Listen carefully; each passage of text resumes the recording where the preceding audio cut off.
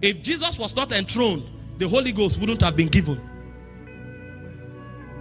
Psalm 110 verse 1 to 3.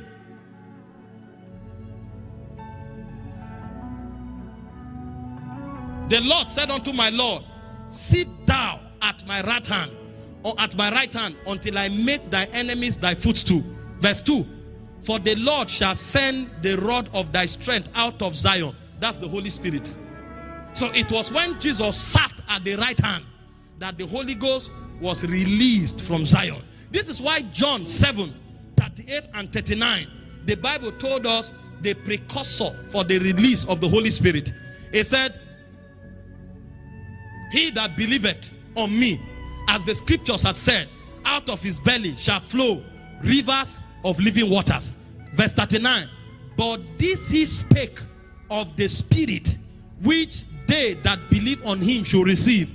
For the Holy Ghost was not yet given. Why? Because Jesus was not yet glorified. So it is the glorification of Jesus that manifests in the release of the Holy Spirit.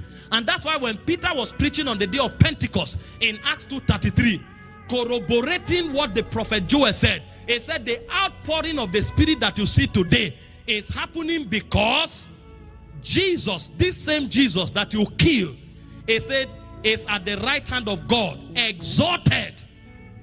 When Jesus was exalted at the right hand of God, the first thing that happened is that the Holy Ghost was released. Anybody who will walk in the Holy Spirit, receive the Holy Ghost and walk in the power of the Holy Ghost, must always believe and carry the consciousness that Jesus is glorified as Lord and Christ.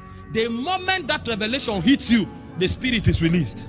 That's the first implication of the exaltation of Jesus. The second implication of the exaltation of Jesus is the birthing of the church. The church could not have been bettered except as Jesus was glorified. And that's why the foundation of the church is, thou art the Christ, the Son of the living God. This day he has been exalted as what? Lord and Christ. So when he said thou art the Christ, he's speaking about the anointed one and his anointing, who has been exalted as Lord over the universe. The moment that revelation is built, church is born. So without the revelation of the glorification of Christ, there will be no church. And that's why I told you, church is not primarily a building. A building is a place where we sit for the purpose of order, comfort, and security. But the real church is actually God tabernacling in a man to express his will, because he has first of all been glorified in the heavens. This is why individuals who carry God are the temple of the Holy Spirit. This is why where 2 or 3 of us are gathered together, whether it's under a tree or in a stadium or in a building, becomes a church, before we have the universal expression of the body of Christ. So church is born because Christ is glorified. What is the third implication of his exaltation? He opens the gate of salvation to the Gentiles. If the Holy Ghost had not come because of Jesus' exaltation, you and I would not have been able to be born again, because salvation would have remained an exclusive preserve of the Jews. The reason you and I are able to partake of salvation is because when he was glorified, the Holy Ghost came and included all of us. So if you read the scriptures, you will find what the Bible says. 1 Corinthians 12:13.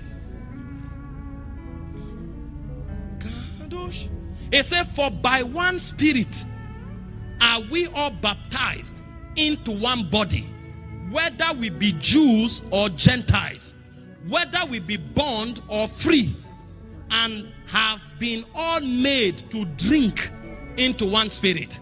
In the economy of the New Testament, there's no Israelite that is superior to you. All of us have been made to drink into one Spirit. Now hear this. We honor Israel because they are the first to partake of the covenant. But it doesn't in any way mean that in the economy of salvation, Israel is superior to you. Because as far as the Holy Ghost is concerned, you have become a spiritual Israelite. All of us have been made to drink into one Spirit. So now we are one body in Christ. And that's why we are all called the new creation. So in the economy of the new dispensation of God, there's no Jew, there's no Greek, there's no Gentile, there is the new creation, because the Holy Ghost have made all of us to become the children of God. Galatians 3:27 and 28, as I round up. It said, for as many of you as have been baptized into Christ have put on the Lord Jesus Christ. There is neither Jew nor Greek. There is neither bond nor free.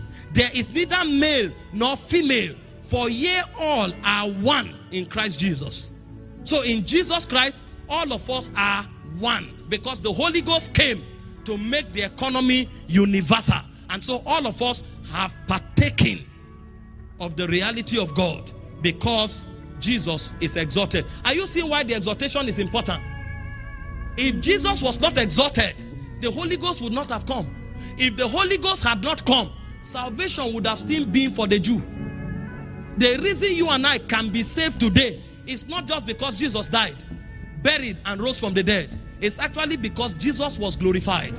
And when the Holy Ghost came, the Holy Ghost added you and I into the commonwealth of the spiritual Israel of God.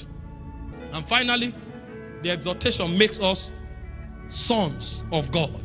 Romans 8:15. The Bible said, He sent His Spirit, cry in our hearts, Abba, Father. So now, God is not just your God. God is your Father. Now you are a son of God. Because Jesus was glorified, the Holy Ghost has come.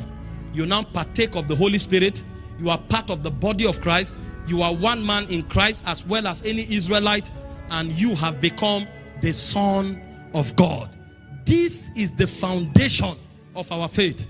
And this is the embodiment of the doctrine of salvation.